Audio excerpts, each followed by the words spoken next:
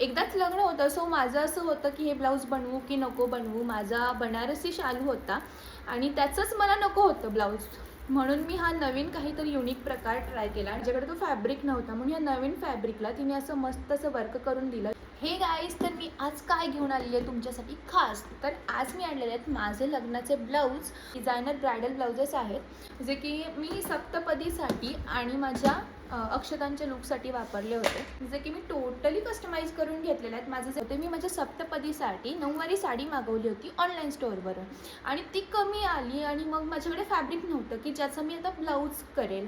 आणि you know की जसं आपली नऊवारी साडी आहे आणि ती पैठणीमध्ये येते, तर तिच्या काठांचं महत्त्व किती असतं. आणि आता इथं माझ्याकडे फॅब्रिकच उरलं नव्हतं, सो मी जे की यूज करेल माझ्या ब्लाऊजच्या स्लीव्सच्या काठांना. सो मी काय केलं, हा मस्त असा एक ब्लाऊज स्टिच करून घेतला, जे की मी हे फॅब्रिक डिझायनरला सांगितलं की तुम्ही अरेंज करा. इतकं सुंदर असं तिनं वर्क करून दिलं, कारण आपल्याकडे आता इथं काठ नव्हते साडीचे, माझ्याकडे तो फॅब्रिक नव्हता, म्हणून या नवीन फॅब्रिकला तिने असं मस्त असं वर्क करून दिलं. इथं फुलांचं छान असं डिटेलिंगमध्ये वर्क केलेलं आहे आणि ही फुलं अशी पूर्ण स्लीव्जवरती दोन्ही बाजूला दिली गेलेली आहेत. बॅकमध्ये इतकं सुरेख केलेलं आहे तिने.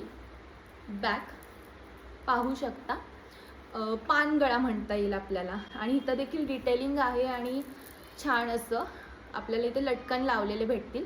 सो ह्या ब्लाऊजची किंमत आहे 3800 रुपीज. हे टोटल विथ तिचं फॅब्रिक आणि तिचं हे सगळं काम. इथे दाखवत आहे तुम्हाला माझं फायनल ब्लाऊज, जे की आहे माझं अक्षतांचं ब्लाऊज. इतकं सुरेख आहे आणि हे देखील मी फॅब्रिक तिला स्वतःला द्यायला सांगितलं होतं मला. आणि मी इथं स्लीव्ससाठी तिला सांगितलं की एक नेट यूज कर आणि नेटवरती मस्त असं डिझाईन कर. आणि त्यांनी इतकं सुंदर केलेलं आहे डिझाईन आणि डिटेलिंग, तुम्ही पाहू शकता.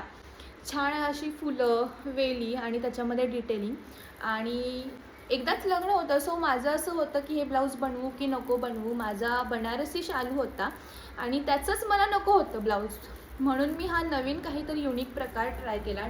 हे आहे त्याचं बॅक. मी अगदी सिम्पल ठेवलं होतं, नॉट लावली होती आणि ह्या बॅकला सुद्धा डिटेलिंगमध्ये तिने वर्क केलं होतं, खूप सुंदर. आणि गळ्याला पुढे एका साईडला तिने असं केलं होतं. आता हे जे की आयर्निंग केलेलं नाही आहे ब्लाऊज, त्यामुळे थोडंसं 3-4 वेळा वेगवेगळ्या साडींवरती मी यांना वेअर केलेलं आहे आणि अगदी सुरेख दिसतं. सो मला तुम्हाला हेच सांगायचं आहे की 1-2 डिझायनर ब्लाउजेस नक्की तयार करून घ्या.